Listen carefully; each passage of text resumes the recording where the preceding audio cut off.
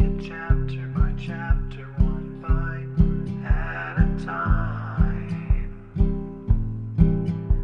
So many adventures and mountains we can climb.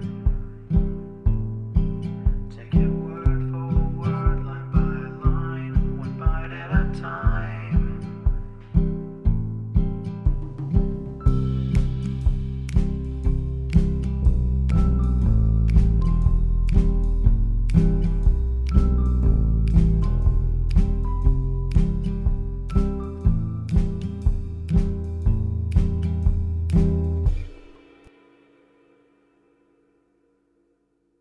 Welcome to Bite at a Time Books, where we read you your favorite classics one bite at a time.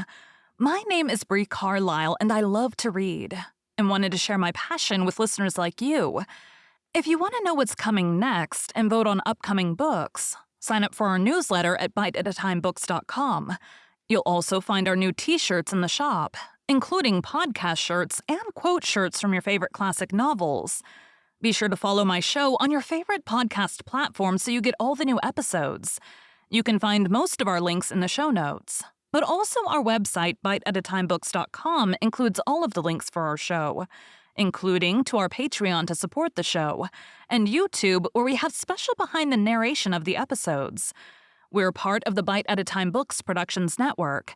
If you'd also like to hear what inspired your favorite classic authors to write their novels, and what was going on in the world at the time, check out the Bite at a Time Books Behind the Story podcast, wherever you listen to podcasts. Please note, while we try to keep the text as close to the original as possible, some words have been changed to honor the marginalized communities who've identified the words as harmful, and to stay in alignment with Bite at a Time Books' brand values.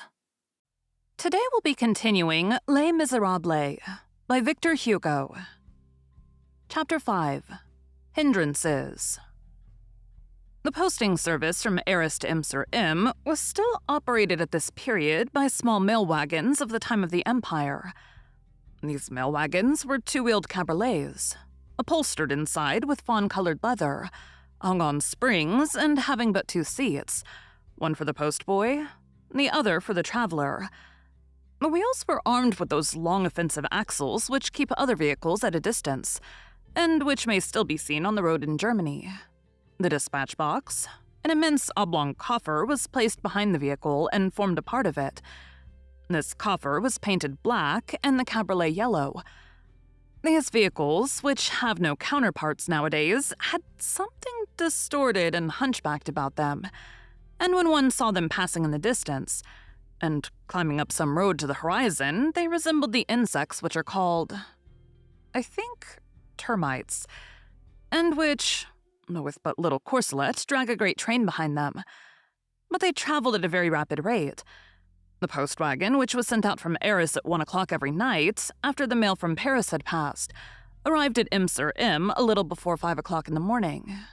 That night, the wagon which was descending to Im by the Hesdin Road collided at the corner of a street, just as it was entering the town with a little tilbury harnessed to a white horse, which was going in the opposite direction, and in which there was but one person, a man enveloped in a mantle. The wheel of the tilbury received quite a violent shock.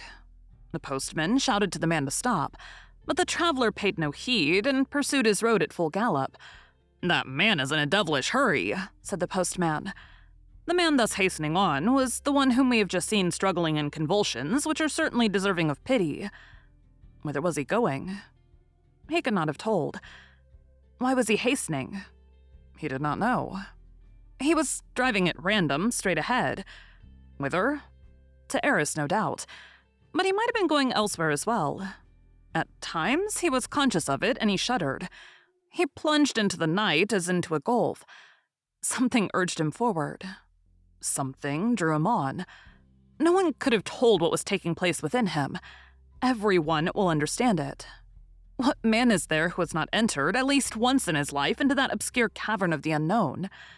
However, he had resolved on nothing, decided nothing, formed no plan, done nothing. None of the actions of his conscience had been decisive.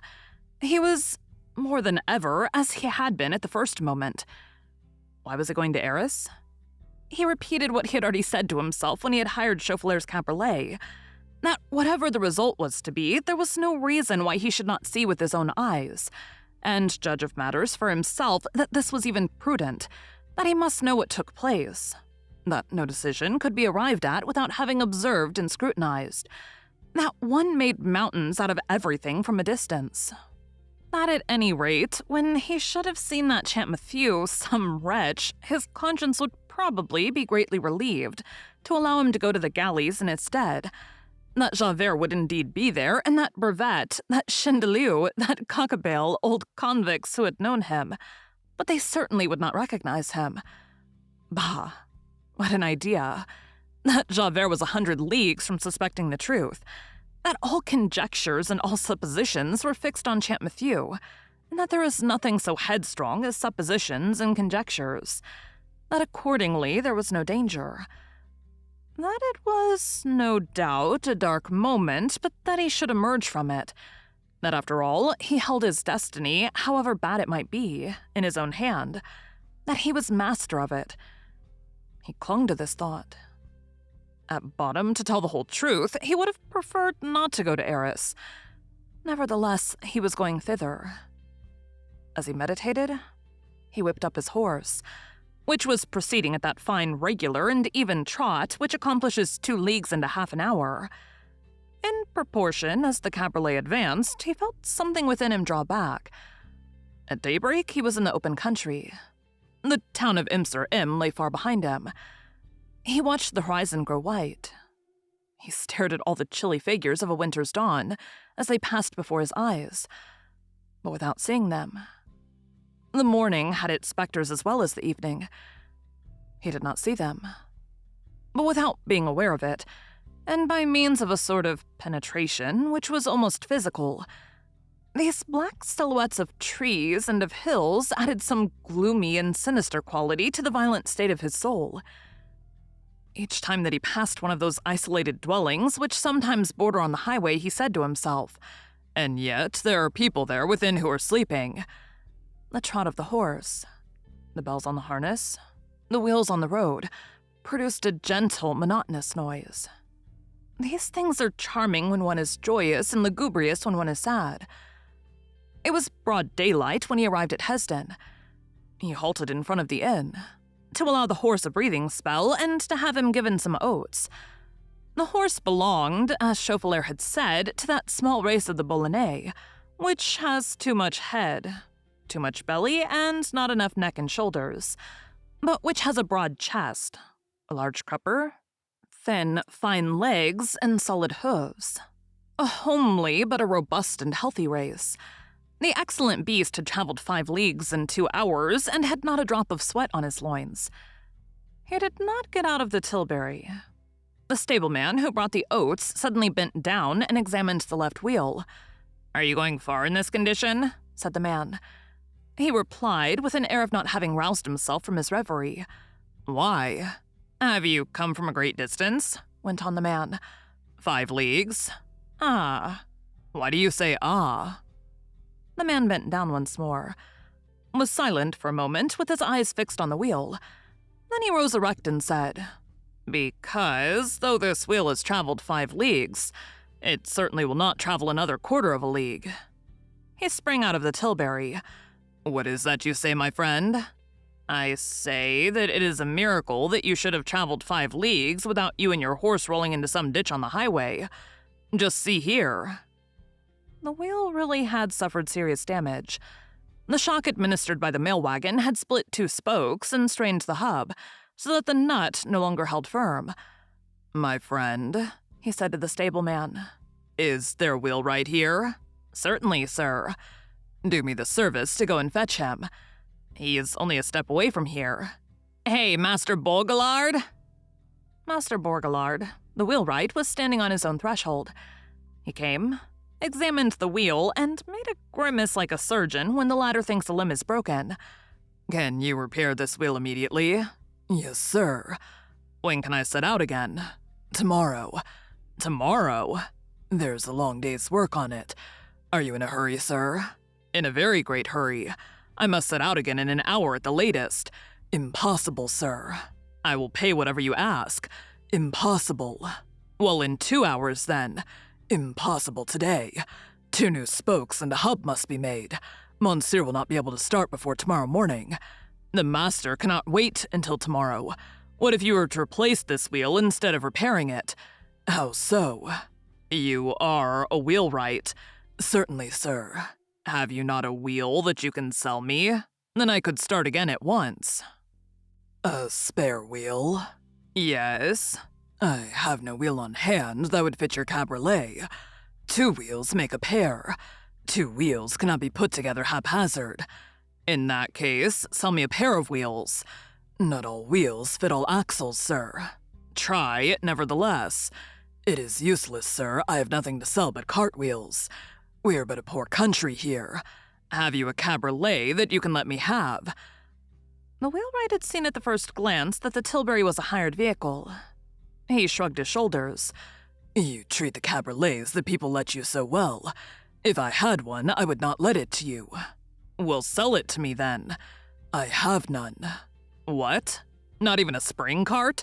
I'm not hard to please, as you see.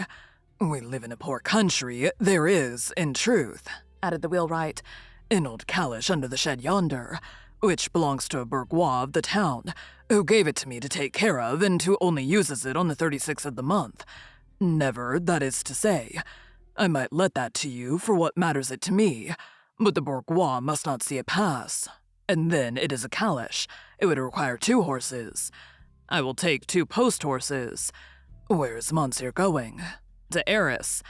And Monsieur wishes to reach there today? Yes, of course. By taking 2 post horses. Why not? Does it make any difference whether Monsieur arrives at 4 o'clock tomorrow morning? Certainly not. There is one thing to be said about that, you see, by taking post horses. Monsieur has his passport. Yes. Well, by taking post horses, Monsieur cannot reach Arras before tomorrow. We are on a crossroad. The relays are badly served. The horses are in the fields. The season for plowing is just beginning. Heavy teams are required, and horses are seized upon everywhere, from the post as well as elsewhere. Monsieur will have to wait 3 or 4 hours at the least at every relay, and then they drive at a walk. There are many hills to ascend. Come then, I will go on horseback. Unharness the cabriolet. Someone can surely sell me a saddle in the neighborhood. Without doubt, but will this horse bear the saddle? That is true, you remind me of that. He will not bear it. Then, but I can surely hire a horse in the village. A horse to travel to Arras in one stretch? Yes. That would require such a horse as does not exist in these parts. You would have to buy it to begin with because no one knows you, but you will not find one for sale nor to let for 500 francs or for 1,000. What am I to do? The best thing is to let me repair the wheel like an honest man and set out on your journey tomorrow. Tomorrow will be too late. The deuce. Is there not a mail wagon which runs to Arras? When will it pass? Tonight. Both the posts pass at night. The one going as well as the one coming. What? It will take you a day to mend this wheel? A day and a good long one. If you set 2 men to work? If I set 10 men to work? What if the spokes were to be tied together with ropes? That could be done with the spokes, not with the hub, and the felly is in a bad state too. Is there anyone in this village who lets out teams? No. Is there another wheelwright? The stableman and the wheelwright replied in concert with a toss of the head. No. He felt an immense joy. It was evident that Providence was intervening. That it was it who had broken the wheel of the Tilbury and who was stopping him on the road. He had not yielded to this sort of first summons. He had just made every possible effort to continue the journey. He had loyally and scrupulously exhausted all means. He had been deterred neither by the season, nor fatigue, nor by the expense. He had nothing with which to reproach himself. If he went no further, that was no fault of his. It did not concern him further. It was no longer his fault. It was not the act of his own conscience, but the act of Providence. He breathed again. He breathed freely and to the full extent of his lungs for the first time since Javert's visit. It seemed to him that the hand of iron which had held his heart in its grasp for the last 20 hours had just released him. It seemed to him that God was for him now and was manifesting himself. He said to himself that he had done all he could, and that now he had nothing to do but retrace his steps quietly. If his conversation with the wheelwright had taken place in a chamber of the inn, it would have had no witnesses. No one would have heard him. Things would have rested there, and it is probable that we should not have had to relate any of the occurrences which the reader is about to peruse. But this conversation had taken place in the street. Any colloquy in the street inevitably attracts a crowd. There are always people who ask nothing better than to become spectators. While he was questioning the wheelwright, some people who were passing back and forth halted around them. After listening for a few minutes, a young lad, to whom no one had paid any heed, detached himself from the group and ran off. At the moment when the traveler, after the inward deliberation which we have just described, resolved to retrace his steps, this child returned. He was accompanied by an old woman. "Monsieur," said the woman, "my boy tells me that you wish to hire a cabriolet." These simple words, uttered by an old woman led by a child, made the perspiration trickle down his limbs. He thought that he beheld the hand which had relaxed its grasp reappear in the darkness behind him, ready to seize him once more. He answered, "Yes, my good woman, I'm in search of a cabriolet which I can hire." And he hastened to add, "But there is none in the place." "Certainly there is," said the old woman. "Where?" interpolated the wheelwright. "At my house," replied the old woman. He shuddered. The fatal hand had grasped him again. The old woman really had in her shed a sort of basket spring cart. The wheelwright and the stableman, in despair at the prospect of the traveler escaping their clutches, interfered. It was a frightful old trap. It rests flat on the axle. It is an actual fact that the seats were suspended inside it by leather thongs. The rain came into it. The wheels were rusted and eaten with moisture. It would not go much further than the Tilbury, a regular ramshackle old stage wagon. The gentleman would make a great mistake if he trusted himself to it, etc., etc. All this was true. But this trap? This ramshackle old vehicle? This thing, whatever it was, ran on its two wheels and could go to Arras.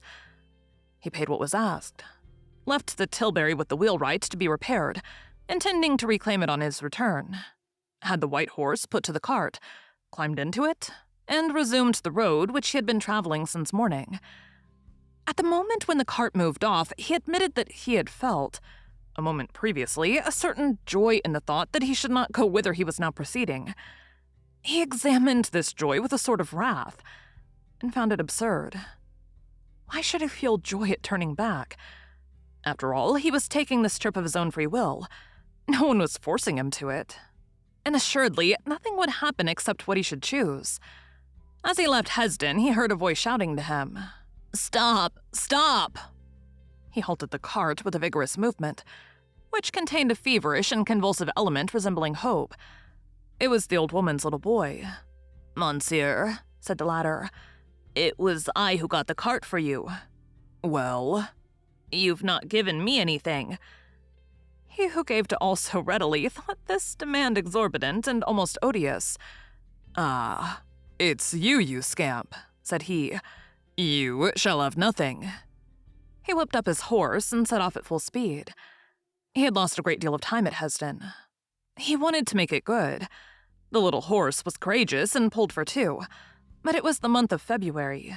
There had been rain, the roads were bad, and then it was no longer the Tilbury. The cart was very heavy, and in addition, there were many ascents. It took nearly 4 hours to go from Hesdin to St. Paul. 4 hours for 5 leagues. At St. Paul, he had the horse unharnessed at the first inn he came to and led to the stable. As he had promised Chauffeur, he stood beside the manager while the horse was eating. He thought of sad and confusing things. The innkeeper's wife came to the stable. "Does Monsieur wish to breakfast?" "Come, that is true. I even have a good appetite."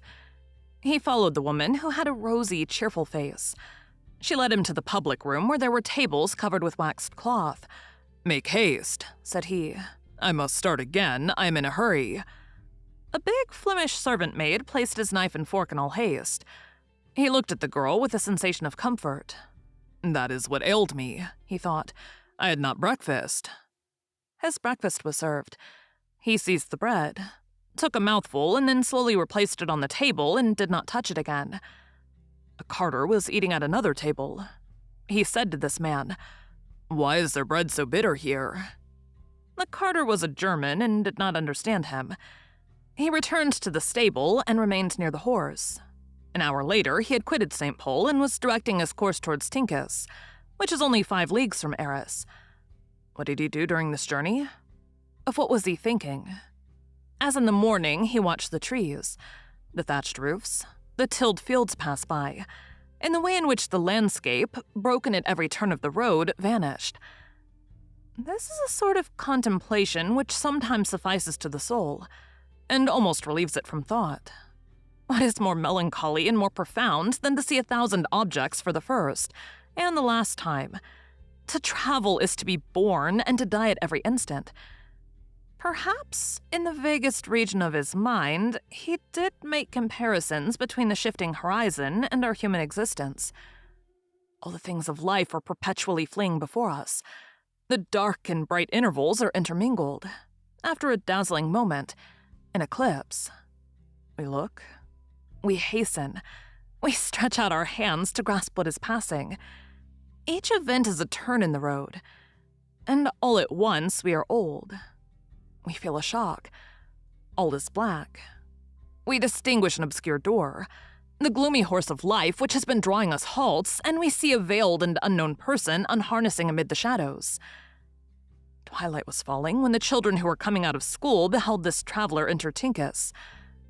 It is true that the days were still short. He did not halt at Tincus. As he emerged from the village, a laborer who was mending the road with stones raised his head and said to him, "That horse is very much fatigued." The poor beast was, in fact, going at a walk. "Are you going to Arras?" added the road mender. "Yes." "If you go on at that rate, you will not arrive very early." He stopped his horse and asked the laborer, "How far is it from here to Arras?" "Nearly 7 good leagues." "How is that? The posting guide only says 5 leagues and a quarter." "Ah," returned the road mender. "So you don't know that the road is under repair. You will find it barred a quarter of an hour further on. There's no way to proceed further." "Really?" "You will take the road on the left leading to Carency. You will cross the river when you reach Camblin. You will turn to the right. That is the road to Mont Saint Eloi, which leads to Arras." "But it is night, and I shall lose my way." "You do not belong in these parts?" "No." "And besides, it is all crossroads." "Stop, sir," resumed the road mender. "Shall I give you a piece of advice?" "Your horse is tired. Return to Tincus, there's a good inn there.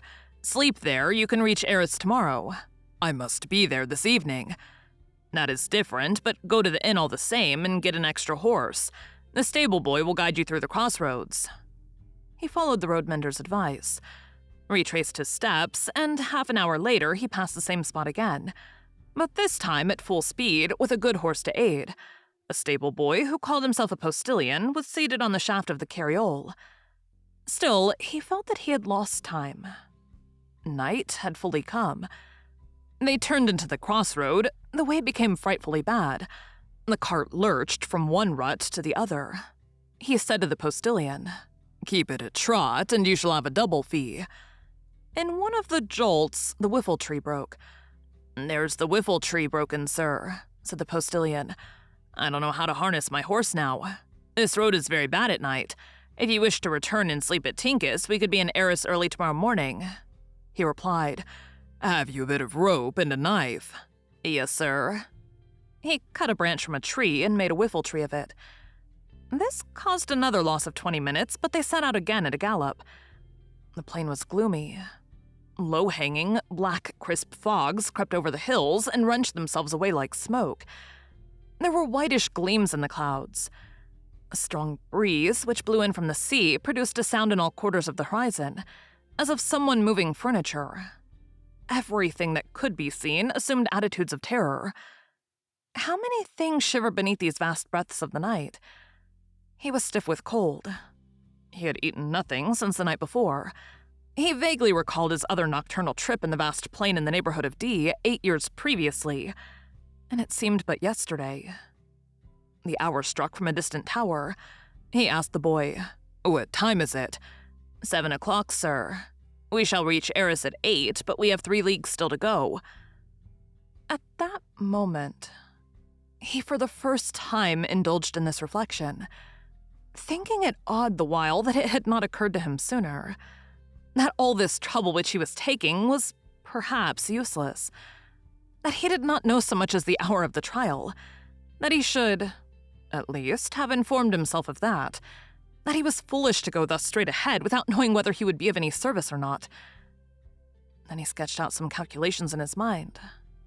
That ordinarily the sittings of the Court of Assizes began at 9 o'clock in the morning, that it could not be a long affair, that the theft of the apples would be very brief, that there would then remain only a question of identity, 4 or 5 depositions, and very little for the lawyers to say, that he should arrive after all was over. The postilion whipped up the horses. They had crossed the river and left Mont Saint Elo behind them. The night grew more profound. Thank you for joining Bite at a Time Books today, while we read a bite of one of your favorite classics. Again, my name is Bree Carlile, and I hope you come back tomorrow for the next bite of Les Miserables. Don't forget to sign up for our newsletter at biteatatimebooks.com and check out the shop. You can check out the show notes or our website, biteatatimebooks.com, for the rest of the links for our show. We'd love to hear from you on social media as well.